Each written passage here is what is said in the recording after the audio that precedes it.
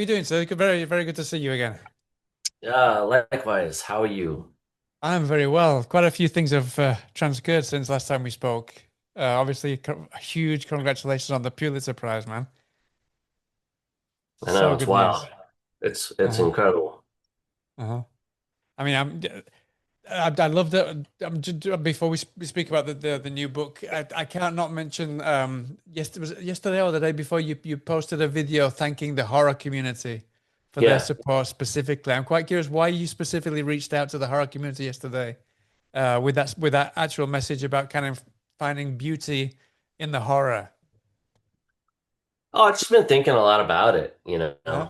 about I think when the prize came out, a lot of places were saying it's the first horror to win, or at least it's only got a couple that are sort of in the horror area. Yeah, and it just got me thinking about how the horror world has just sort of always been there for me, and coming off of Partially Devoured, especially where that the whole book's about that. So I think it's just been into my head a lot lately. Uh-huh. But I mean, and it's also it's curious how the Oscars have also kind of picked up on the horror genre. Now the Pulitzer Yeah, Prize, various prizes. The Lamb just won recently won a book prize as well. Would, how would you explain why there's suddenly this kind of resurgence of horror in these major awards now? I don't really know. I can't. I don't know. I mean, I can kind of think out loud here. I definitely don't have like a prepared thought on it. Um, I mean, one thing that I mean, it's obviously because of the time, sorry to interrupt, I was just going to say that because of the times that we're living in, I was speaking to another author the other day, and we were quite curious that a lot of people who are drawn to horror tend to be people who suffer from anxiety. And because Mhm. this is such an anxious time, this is kind of like almost like a safety net for us to kind of feel better off than kind of the people in the horror that we seek out, no? Yeah, I mean, there's probably something to that. I don't ever really know how much to hold stock in that stuff, but it makes sense to me. I'm not a scientist, but I know, when I was a kid or a young horror fan, um, that certainly held true for me. Like my life was full of anxiety, and I was heavily drawn to horror. And so there had to have been a reason. Like those were two major things in my life, and they seem to interact in a way. So it must have something to do with that. Um, there's always a chance. You think about like just general movies in the 1970s or something. Like did movies get so good and personal? I'm sure there's all sorts of reasons having to do with the studio systems and stuff. But also there's always the possibility that it's the people. There's always the possibility there are certain times where you get this um, groundswell of talent that that shows up here or there. And in the 70s, it was like all those guys, De Palma and Spielberg and Coppola, and I think it happens in smaller ways all the time. So yeah, it's possible that this just happens to be a time when there's a bunch of talented people who have decided to work in horror. It could be that simple, though it's probably more complicated. Yeah.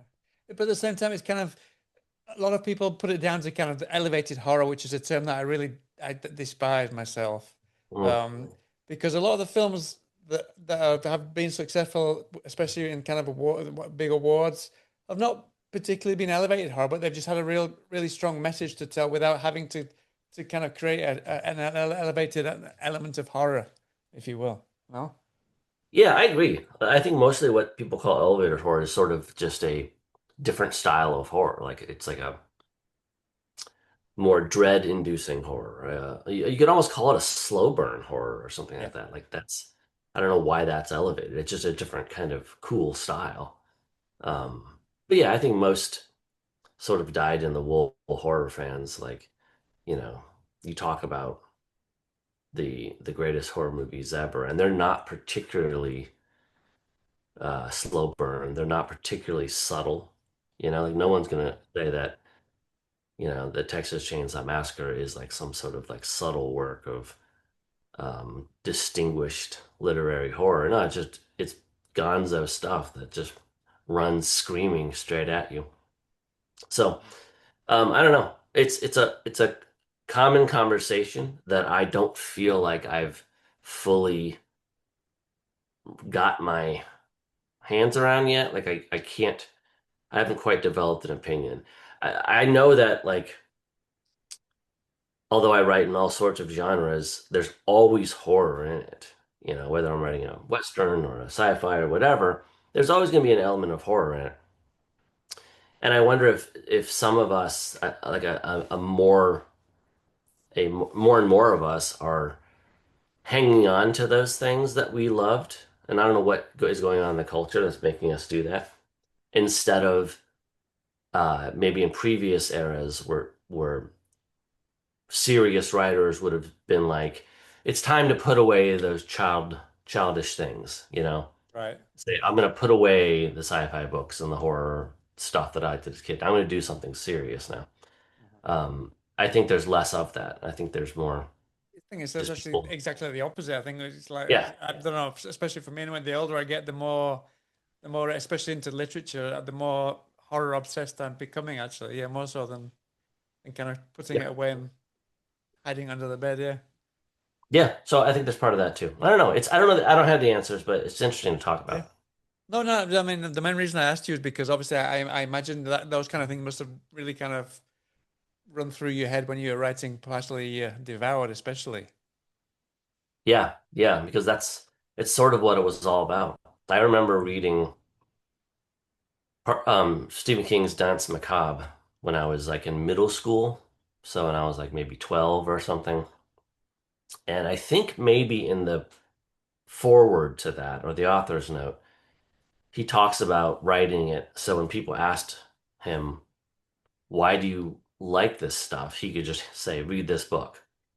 And I think maybe inadvertently that's what I did with Partially Devoured.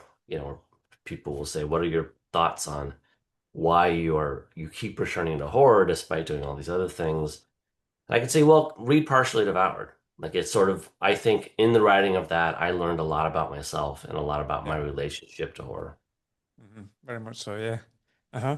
Okay, so so coming to obviously to the new book, the Sixth Nik, like you said, all of your books will always have some horror, and there was this one is very pure sci-fi, but there's a lot more horror in it than I expected. Actually, I was expecting to be a lot Yeah. more kind of Star Trekky, and there's a lot of Star Trek type kind of inspiration there, but it really does go down some really dark rabbit holes and some really visceral imagery in there as well. Yeah, that I wasn't expecting at all, which works really, really well. I'm quite curious when you approach this specific subgenre, this genre. Was there anything that you kind of used as a kind of barometer to decide how visceral you wanted this sci-fi story to remain true to tell the story that you wanted to tell? No, I don't think so. No. I think in the years preceding it, I dabbled a little heavier in sci-fi reading than I had because although I read sci-fi like I read everything, I Mhm. don't read it more heavily than anything else. So Yeah. I'm certainly not an expert in it. But I did read some more sci-fi than normal in the like couple years leading up to writing it, just to sort of take the temperature of what was out there and what was out there in the realm of like sci-fi horror.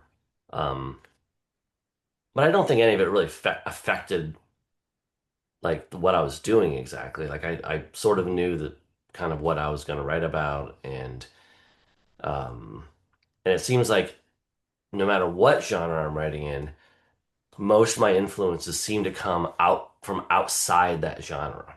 Right. So if I'm writing horror, almost all the influences are not going to be horror. They're going to be from other Yeah. genres, other types of movies and books. Mhm. And that's probably good Yeah, because definitely. Yeah.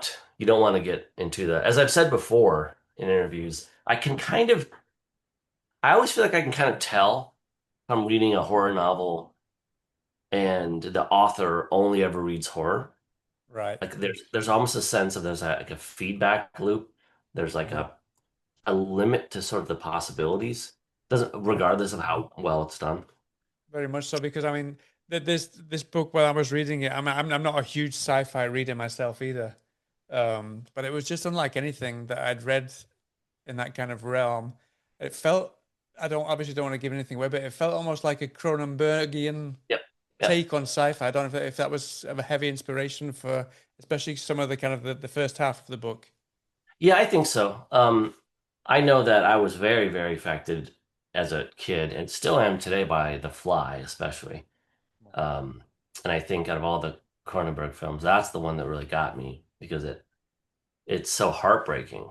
You can say a lot of his early Cronenberg's early stuff is, amazing and so much fun to watch and intellectually challenging.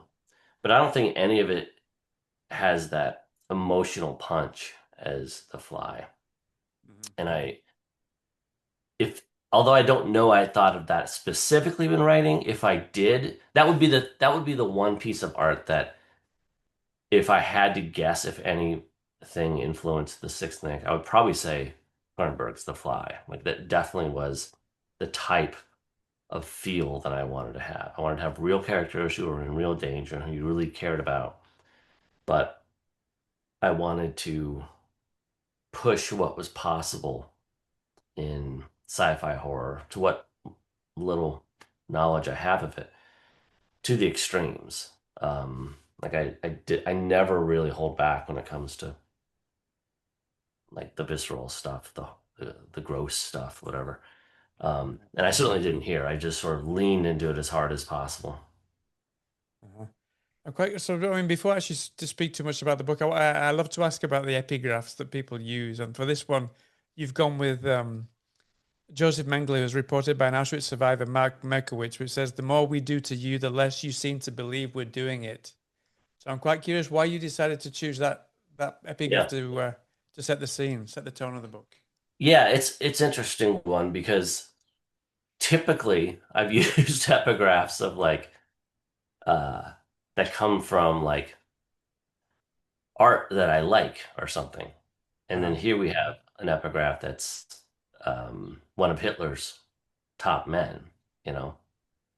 And again, I think this book, for all of its trappings, is a very, very serious book.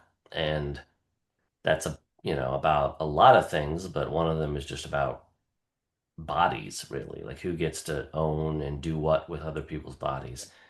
Um, and that really put me in the mindset of concentration camps and human experimentation, um, which led me to Mengele. Um, and so there's the Mengele part of it, which is always a ominous way to start a book. And then there's what he says exactly in that quote, that the more we do you, the less you believe we're doing it, which feels like daily reality here in America right now, where it's just like every day we seem to wake up and the government is doing some new atrocious thing, and it's because, and specifically because of Donald Trump, just to be blatant about it, he does so much that's so bad and does it so often that you are almost rendered incapable of responding because it comes so fast and so often. Whereas, past leaders, they would do one horrible thing and everyone could focus on it and get on it and they would have to apologize or leave office. And but when it's every single day, you can't grasp any one thing. It Yeah. just you stop being able to see almost the individual forest, the individual trees of atrocity. Or I'm getting my metaphor mixed Oh, up. and I know what Forest you for mean. the He kind of trees. he throws 100 needles into a haystack so that you don't know which Yeah, one you can't. to look for now. Yeah, exactly. Yeah. Yeah, it becomes it. The more of it there is, the sort of less capable you feel in fighting it, just because you can't focus on it. Hmm. Yeah. I mean, related to that, I'm guessing a lot of the book was specifically kind of the genesis of the book was because of what just what you've explained. It pushes a lot of buttons, which I guess were intentional. Um, Yes, it but wasn't. what It would you was say very was the kind of what would you say was the light bulb moment that kind of inspired the actual story? yeah, yeah. So it's odd, and this is a very odd Because one. there are so many things in there. So I Yeah, was quite yeah. curious, what was the actual spark that kind of set it The, all alight? the, typically, the spark of a story is something intrinsic to it for me. Usually, it's like the crux of the whole story itself, or something that the inciting incident that sets it off. Guy gets swallowed by a whale, angel falls down in the battlefield, that kind of thing. This was very, very different. The part of the story that sparked it actually became a pretty insignificant part of the book. Uh, I had this idea that I was kind of thinking about for a while that was sort of inspired by whatever happened to Baby Jane. That idea of the two sisters in the house. Um, I had this idea of sort of recasting that with one of the sisters as a robot, and the robot was sort of like holding this other person hostage, and I was kind of thinking about that for a long time and trying to figure it out. And that ended up being a scene something like that in the kind of right in the middle of the Sixth Nik. There's a Right. part Yeah. where I know what you're Sisilla referring to. Yeah. is with the robot, and it's not a major part of the book. It's just sort of this incident that happens. And so and this may be because I'm new at sci-fi, um, but I started trying to figure out who these people were and how they got there, and the story started growing in a fungus-like way around this concept. Mhm. Uh, so I was like, how do I get her there? Well, maybe she's part of this cult. And where's the cult? Well, maybe how about let's stick it off in Greenland? And things just started growing and growing and growing in all directions Yeah. in a way I've never experienced before. And I think that's partially because usually I'm working in the real world more or less. And in this one, the bottle caps were just off and everything seemed possible. And by the time I was ready to write, the story resembled almost nothing like what I had set out to write. Like it had just become this monster of a story. So that's how it started, but it has very Uh-huh. little relation to how it ended. So you kind of you didn't reverse engineer, but you kind of engineer it from the middle outwards both ways. Yeah, which doesn't really make any sense, and I doubt I'll ever do that again. It was just kind of a happenstance, a sort of a mistake.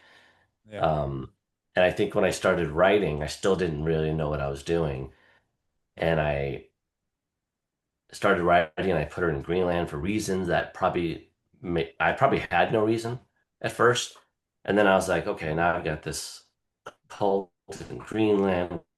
What is that all about?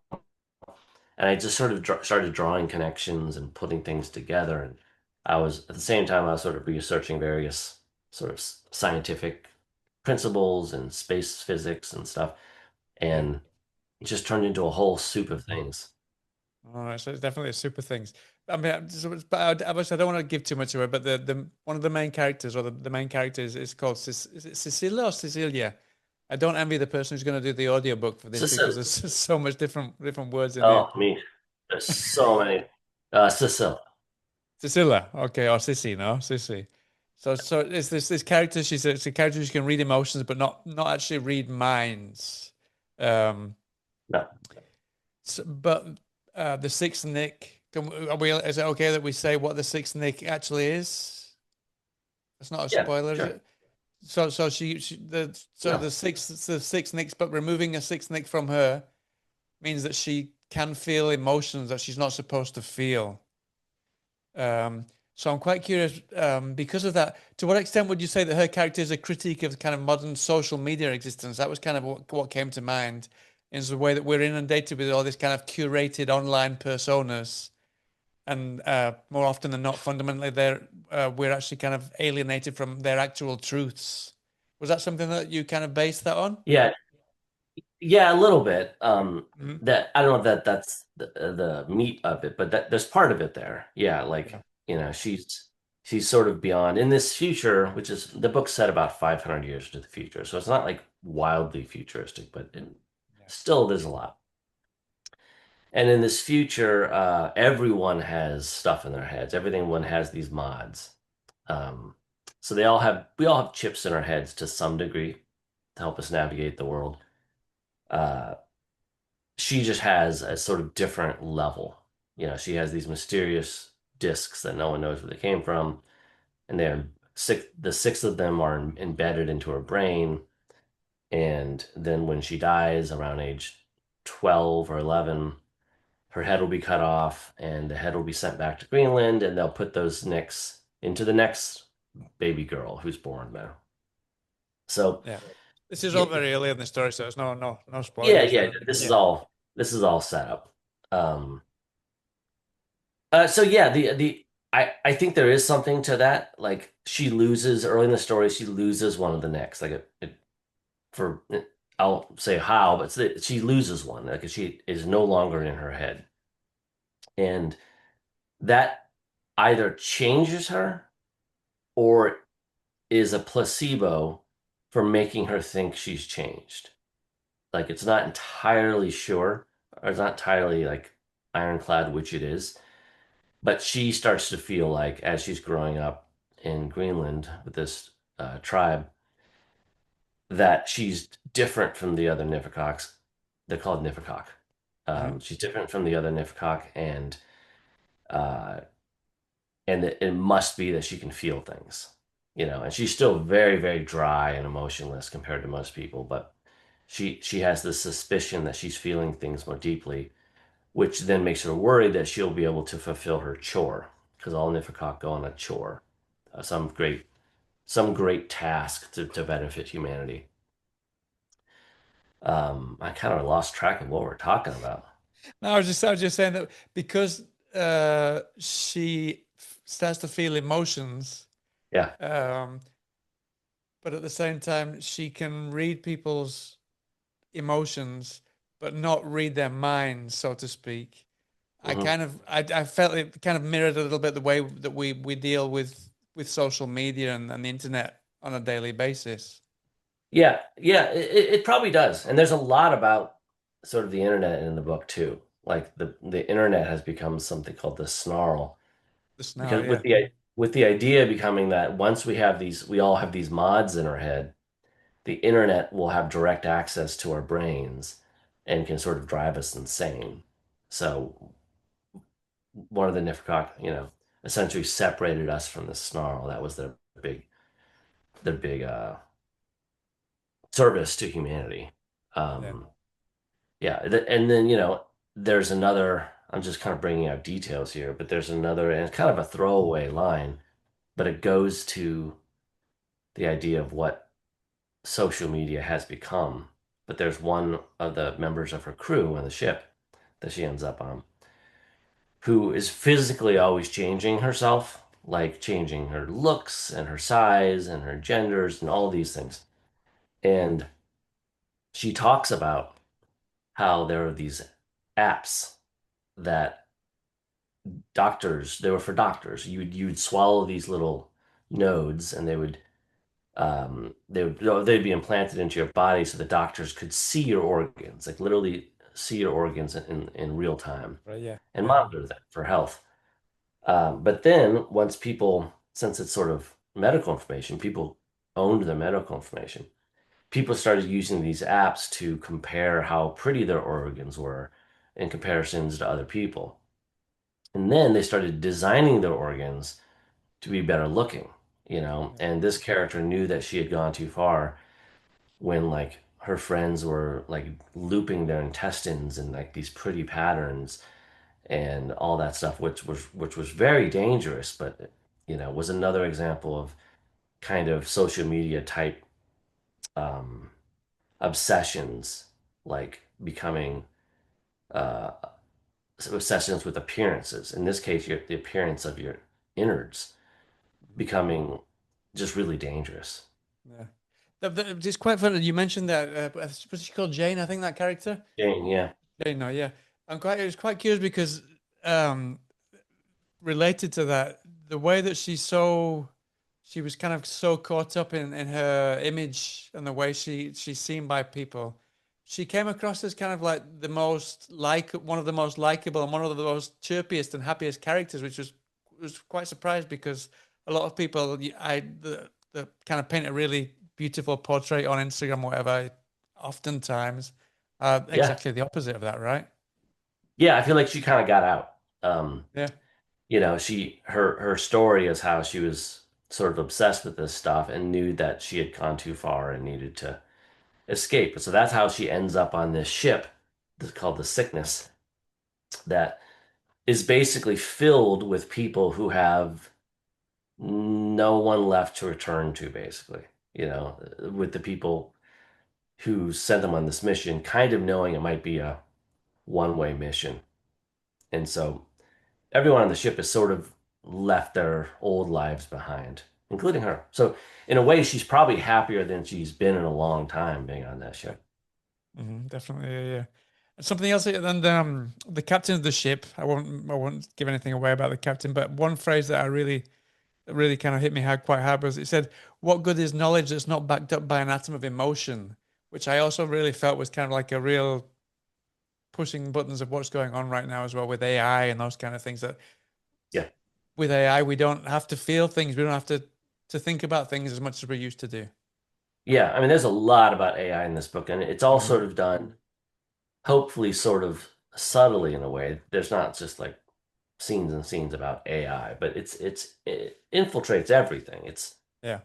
There's a sort of AI in this feature called Loop that has become the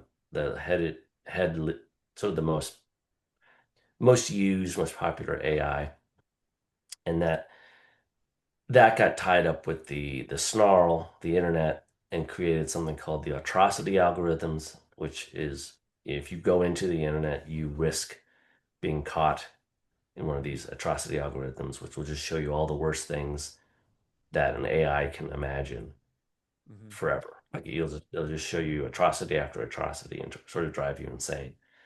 Yeah. Um, And talking of AI, there's another phrase that says you cannot stop progress, you can only mop up the mess, which I completely related oh yeah, to AI. So I'm quite curious totally. in the creative land. I'm quite curious how you think we in this how we can mop the mess up in the current creative landscape, especially with AI having kind of advanced at such an alarming rate. Yeah, right. Those are two great quotes to bring out because those are both so on the nose about what's happening today with AI. Um, yeah, that first quote was sort of almost like the tech bros who make this stuff, like they just without heading forward with a no sense and no care about what kind of damage they do. Um, and the second quote is unfortunately, I don't think there is a way to mop up the mess. Yeah. Like I think nothing short of some sort of cataclysm will get people to even consider mopping up the mess because it was so rapidly AI, I mean, was so rapidly worked into every element of society. Like I can't buy a pair of shoes without some AI engine trying to help me. Yeah. It's ridiculous. And so the captain you mentioned, Captain Arzen, he's what's known as a non-mod. So he's one of the few people whose brain is untouched, who doesn't have mods in his brain, which is you'd almost be considered like Amish uh, Yeah. Right. in our world. He refuses any technological um, uh, help in that way, and so although he's kind of an antagonist, he's often sort of right about the general overall arc of these kind of things. Like he's the only one that's safe in some ways, because he doesn't have this technology in his head. Uh-huh. Was there any specific reason why you chose a non-modded character to be the actual captain of the ship that they board? I mean, there is, but that's probably a spoiler though. Okay. Yeah. Yeah, yeah, there's a reason I wanted. It's somebody who has good reason to not trust things in people's heads, you Hmm. know, through Yeah. just some stuff that has happened in his life. Uh-huh. Um, and Sisilla posits that kind of the boldest acts of advancement require the most ruthless actors, is something else that is mentioned in the book.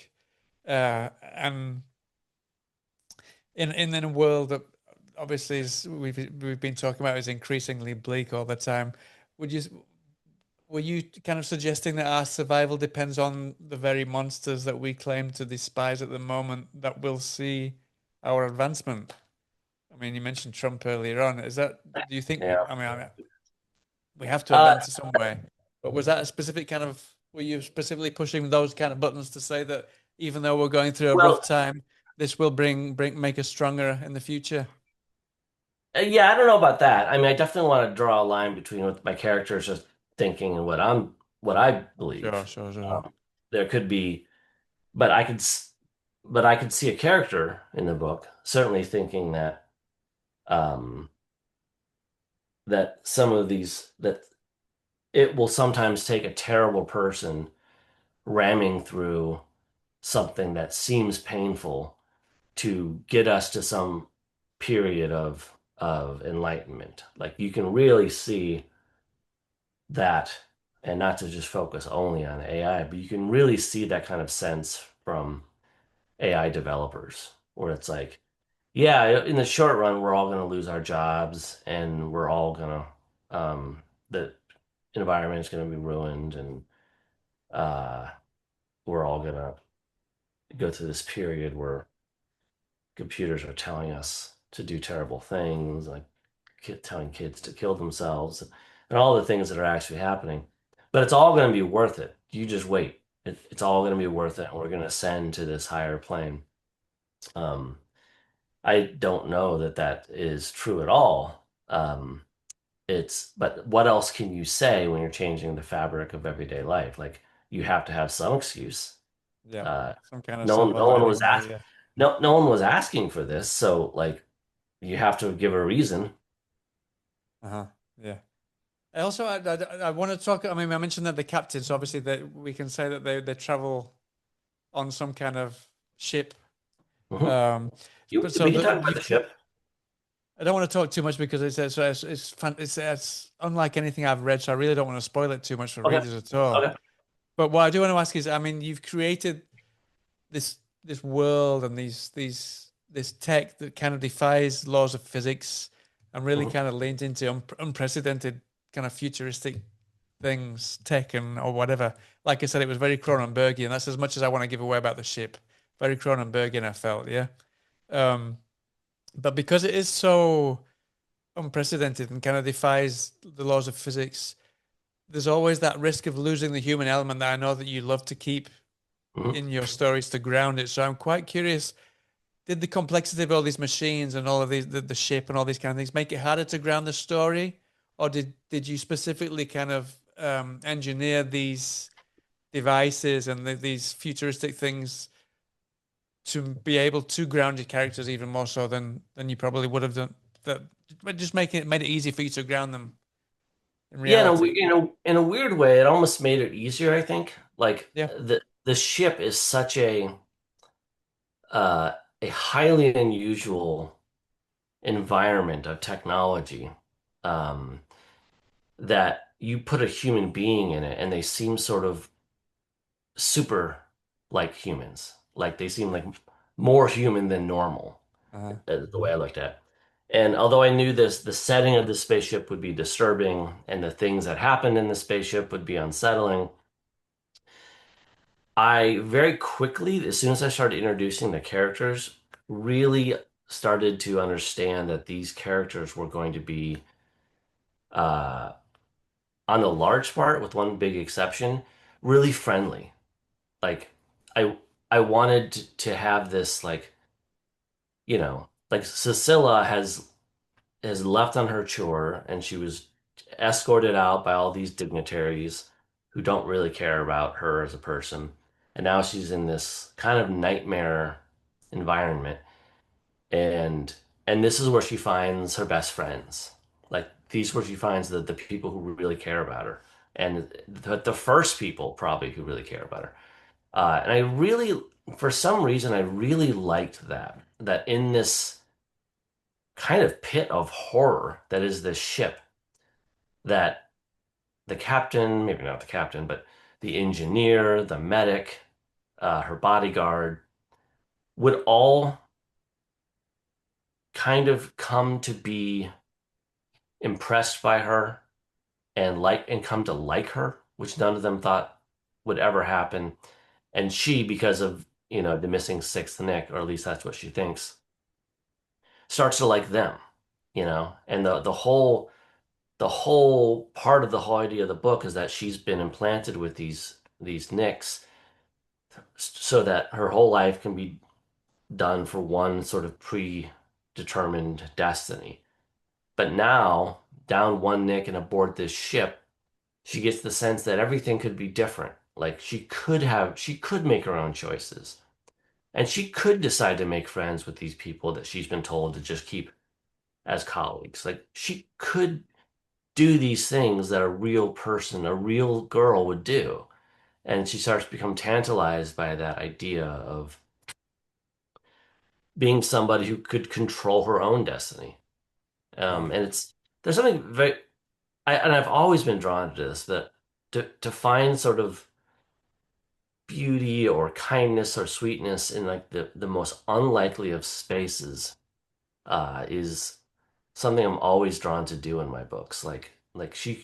You would think when she was being raised in Greenland as sort of the new chosen one, that would be sort of the good years, but really she discovers they weren't because she was just a product, really being Uh-huh. built by them. Yeah. And now she's learning about how to put makeup on Yep. and one of them teaches her how to fight, and just like all these like human things that she never imagined, and it means everything to her. She's finally allowed to grow hair. Niffercock always keep their heads shaved, and what her hair starts to mean to her is something as simple as that. The fact that she starts to grow hair and she can feel it and it's soft and it makes her feel like a girl, and all these things I think are quite moving in some ways. I'm quite curious how but we didn't mention that she's only 11 years young in the in the book. Um, I'm quite curious how you kind of get yourself in that mindset. Like you said, there people teaching them how to put makeup on, how to fight, which is exactly the opposite kind of Mhm. experience, and all at the same time in the body of an 11-year-old girl. How do you get yourself into that kind of mindset? Do you kind of surround yourself with those kinds of people to try and do that, or is that just something that you just kind of sit there No, and kind of no, imagine it just yourself? just just imagined it. Yeah, I I definitely wanted this person, this Niffercock, who's used essentially by the universe. Each one of them, she's the 55th one. Each one of them is used by the universe in some way to help them. Um, I wanted them to be physically vulnerable. I wanted them to be at the age where a typical person wouldn't even be able to like assert themselves, like if they tried to make one of these out of somebody who was 33 or something, the person would say, "No, I'm not doing this. This is crazy. You want me to go on this crazy mission and die in 2 years? No way." yeah, Uh, so I want it to be someone young, someone who didn't have the chance to opt out, and was just brought up this way. Because I think it's very sad, and you see it all over the world where people are just, their destinies sort of handed to them, or their political beliefs are sort of handed to them, and they're kind of instructed to live this one certain way. And it's very sad. I think everything about the Niffercock is sad, which is quite a contrast to how she behaves, because she's been brought up to be highly, highly intelligent and yeah, to be able to sort of verbally best anyone, any adult, can humiliate any adult like who tries to outsmart her. She's kind of this cold, almost robotic force. Um, and she's not happy, but she doesn't have the tools to even know what happiness is. She just knows that there's boxes she has to check, and she has to check those boxes. And it's the developing of the idea that one can even achieve happiness that is sort of the crux of her journey. Hmm. So I mean, when you she finds a lot of happiness through the different characters in this in this ship. So I'm quite curious how much of that happiness you knew you were going to inject into those characters, and what kind of aspects of happiness did you find organically whilst you were writing the story that surprised you? I think there's a lot of surprise. It was almost all surprise, really. Like Yeah, I sort of knew what the characters were and had a sense of their backgrounds a little bit. Um, and I knew I wanted them to be people you liked. Just because that at that point in the book, I don't think that's what people were expecting. I yeah, think they're like, oh, she's getting aboard this horrific ship and this horrific mission. It's going to be filled with horrific people, but it's not. And I yeah. liked that. It feels like it's going to be like an alien movie or something. Yeah, The yeah, ship, and then it's completely and it different. kind of gets there. Like things It does, yeah. don't go well, to say the And the least. But camaraderie is very different in this compared to the but the alien movies. Yeah, camaraderie is much different, and for various plot reasons, the characters are introduced one by one as she meets them on the ship because she has to do this interview with all of them. yeah. And those interviews were like when I both the reader and me, the writer, sort of got to figure out who they were. And I was just basically delighted by all of them. Like I really found all three of her friends on the ship just a delight to write, and coming at her because they know she's an Ifrikok and not going to be somebody who's very fun to talk to. Um, but but some of them they have sort of a sense of humor about it. They're like, oh boy, we have a Nifkok on here. This is going to be no fun at all. But they sort of understand the absurdity of it. And I think the audience can really feel Sicilla's how it must feel like for Sisilla to have people for the first time in her life talking to her like a human. And the only reason this is possible is because they're all stuck on this ship for months on end. Actually much longer, but at the beginning anyway, months on end. Um, and yeah, they became much more human to me, and I really kind of fell in love with all of them. Uh, and yeah, hated to Uh-huh. do to them what I had to do. Uh-huh. And you mentioned earlier that kind of the captains you could kind of compare him to an Amish. There's also kind Yeah, of hints towards cult behaviors in the book as well. Kind of the world or the tri-world, as it's called in the book, views the Nifikoc as kind of a cult as well.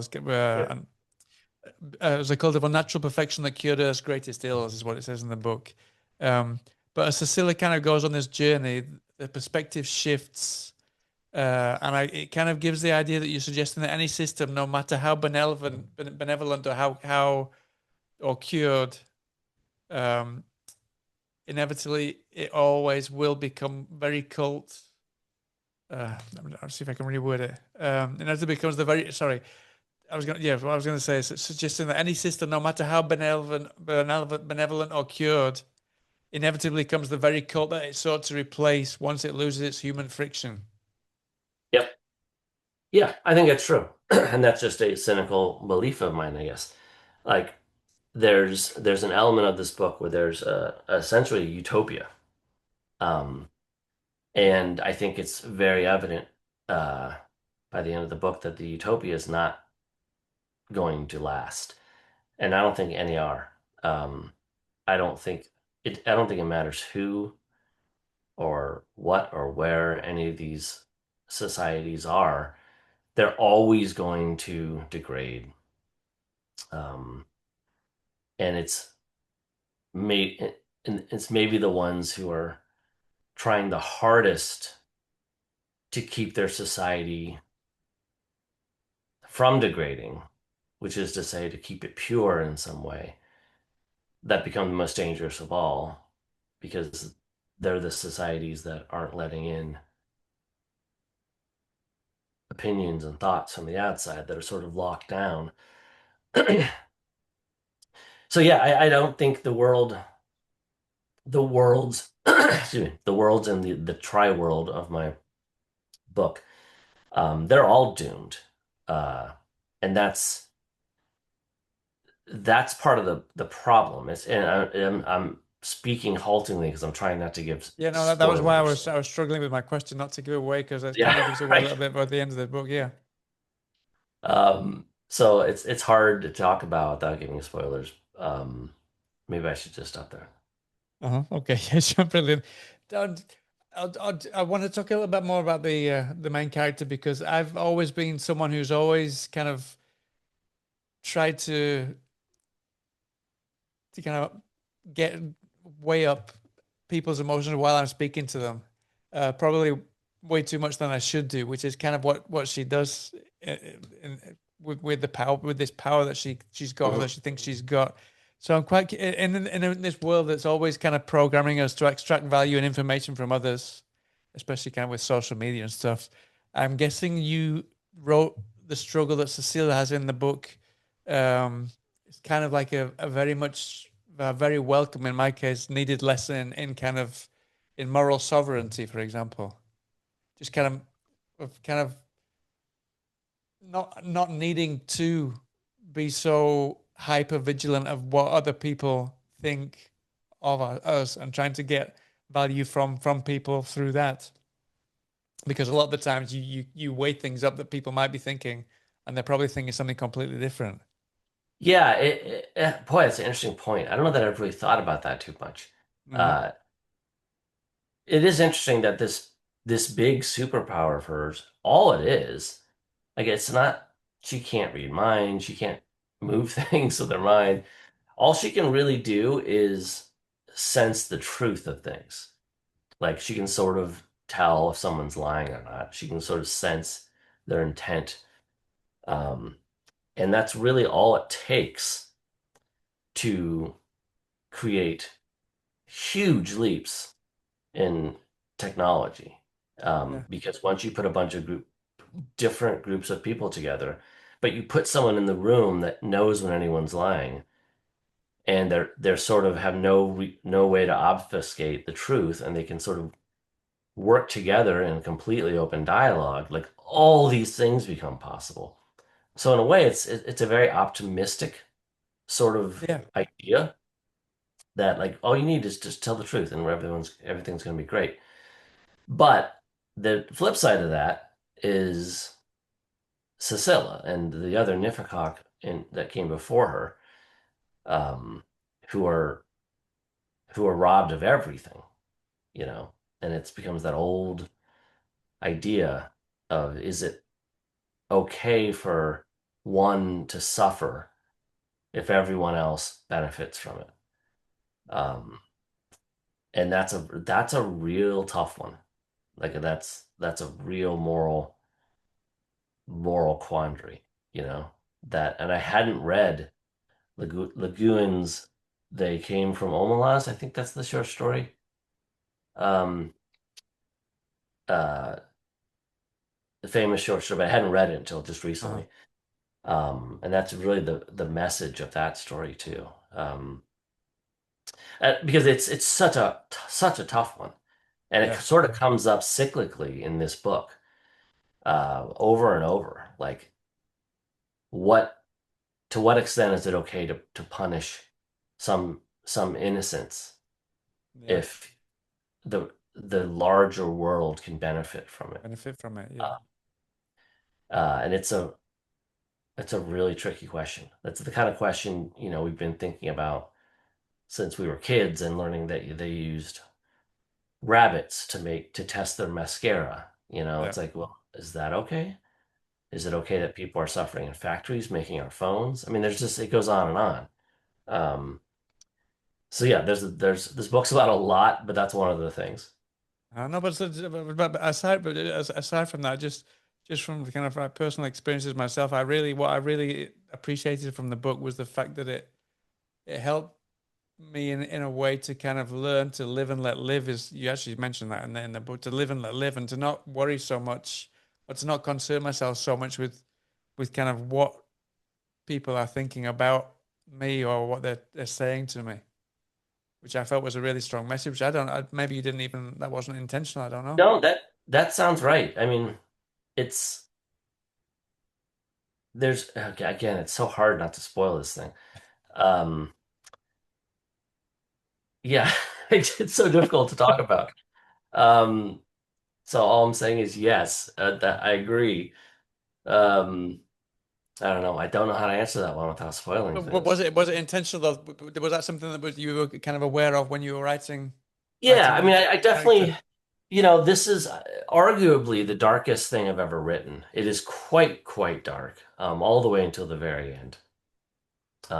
Which is why it tickles me so much to have these moments in it that I think are some of the lightest and most Hmm. hopeful things, starting with these characters on the ship.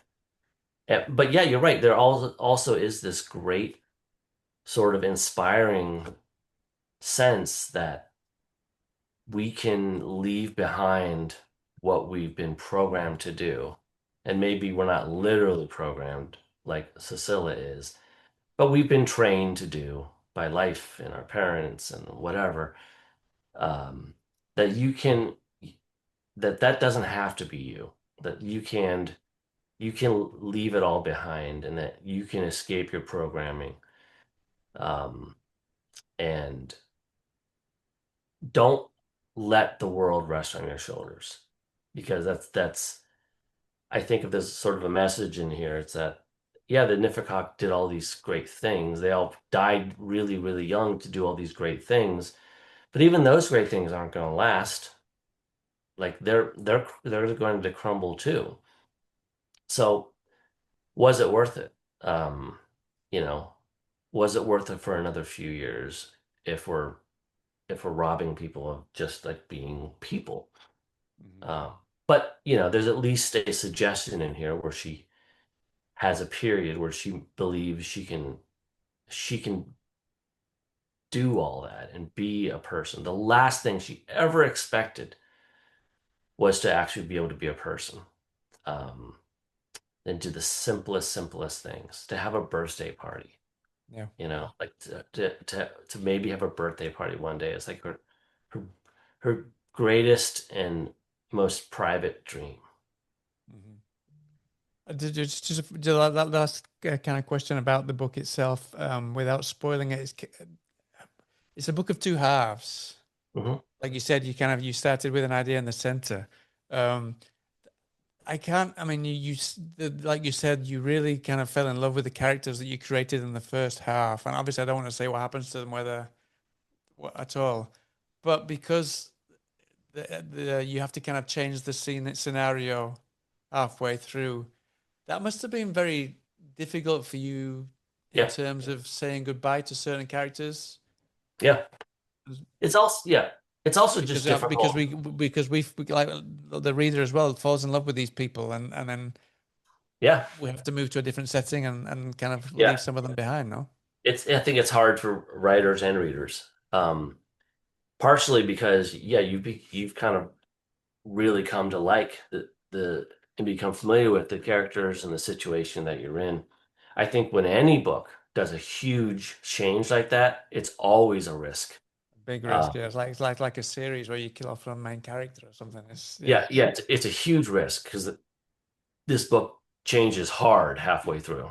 Hmm. Um, and it's a risk. It's also hard for a writer because now you're thinking, oh boy, I'm basically starting from zero here. I got to describe a whole new world here. So it's like it also it asks the way I like to think about it is it asks a lot from the reader, but it also asks a lot from the writer to restart, to sort of take it from zero again and build it back into something that you're engaged in.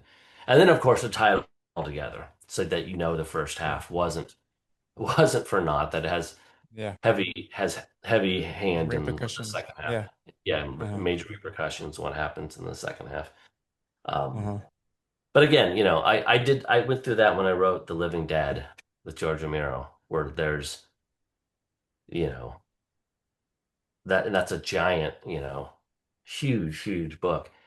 And about two-thirds through the book, we do one of those where it Mhm. just like completely upends where we are and who we're with. And sometimes it has to be for the story to work, but it's always it's always hard. It's always hard, but I think if you can do it, and I relish the books that can do it. Like when I get a book and I'm like, oh, a book like where every other chapter changes perspective, Yeah. those kind of books.